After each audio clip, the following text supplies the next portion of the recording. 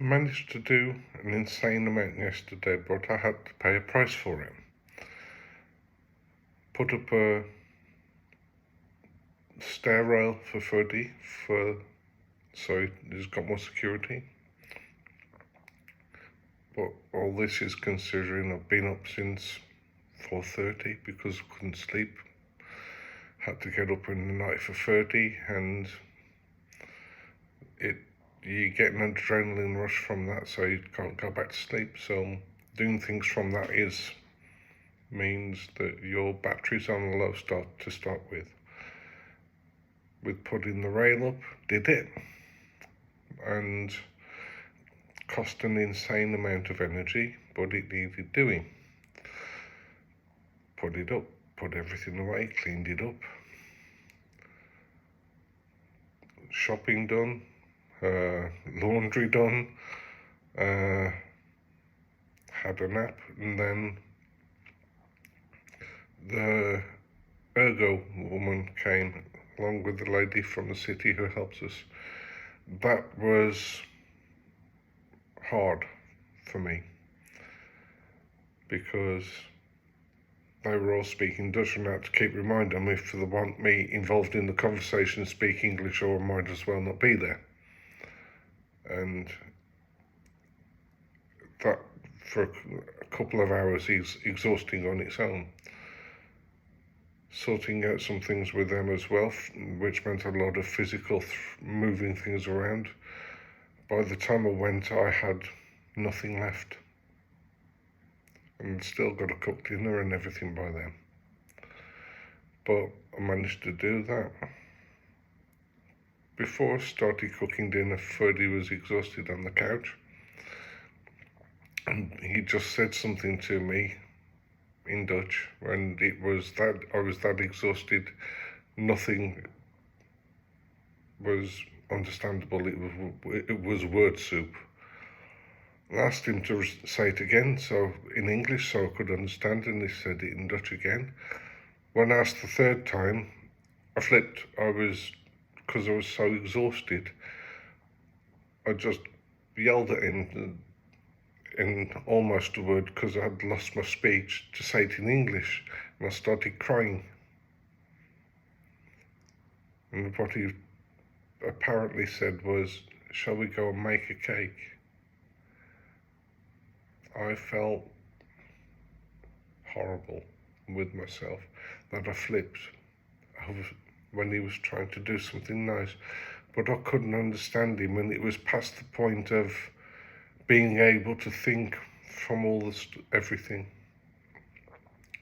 It takes all my reserves and energy. I mean, with the other people that were here, I managed to stay calm and relaxed and not bite and not let it all go like I've been saying all along.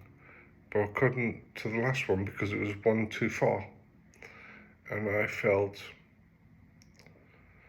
angry with myself, and I was disappointed in myself that I'd exploded, and I'd exploded at 30.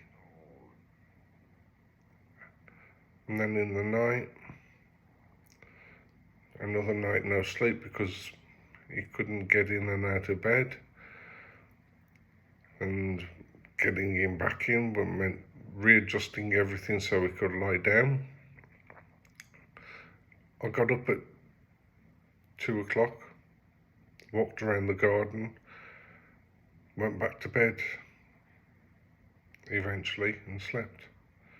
But that's the normal habit now. It's a normal routine. I hate it. If something happens that we can get a bed that he can sleep in and get in and out of himself, it means I will be able to sleep a whole night through, which I haven't done in a week.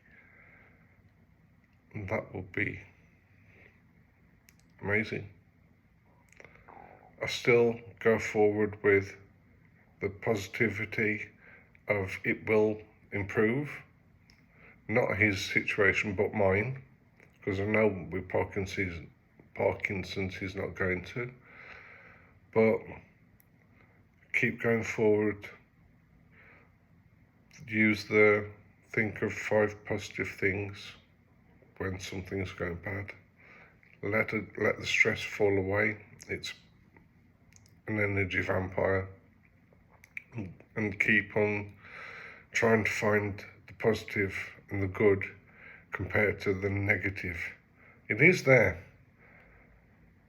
I mean, today it's a cold day, it's windy, it looks crap outside, but I saw the frogs outside, and well, it was mating season, so they were courting. There's been birds flying overhead making all the bird noises, and with ducks and things like that. It just sounds like hilarious. Other things have been going well, but those are just the 2 initial ones, and I can still see the good, so I take that as a win. And we talk everything through. When things go wrong, I take that as a win. The moment we stop talking is a bad day. We can always, when we both come down, we can always talk things through and work where they went wrong and apologise to each other if needed for anything. And as long as we can keep doing that, we're on a good basis for coping with it.